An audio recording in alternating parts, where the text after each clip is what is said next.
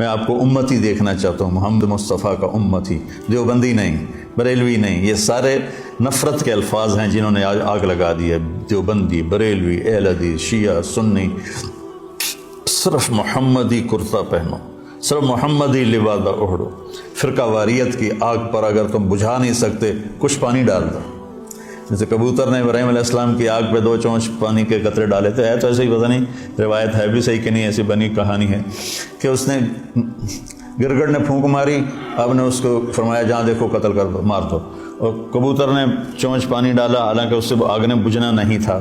تو ہم اس آگ کو بجھا تو نہیں سکتے، لیکن اس پہ تھوڑا سا پانی ڈالتے ہوئے جائیں، اپنے حصے کی ان اندھیروں کو دور کرنے کے لیے اپنے حصے کی شمع جلاتے جائیں، تو وہ اس کی روشنی کچھ تو کسی کو تو راستہ دکھانے کا ذریعہ بنے گی۔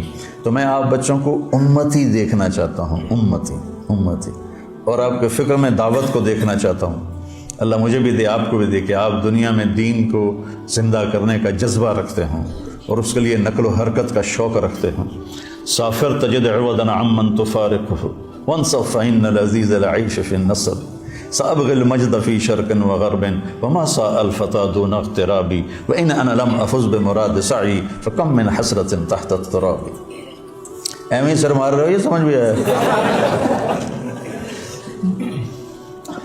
تو بچوں، ربیع الاول کے حوالے سے، محرم کے حوالے سے میں بیان کرتا ہوں اہل بیت کے اوپر آنے والی تکالیف، آزمائشیں، لیکن میرے نبی کی زندگی یہ بہت کٹھن سفر ہے، بہت مشکل سفر ہے۔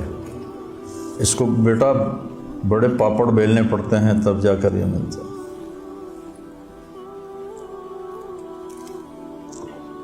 عاشق ہوں میں، عشق کماں میں،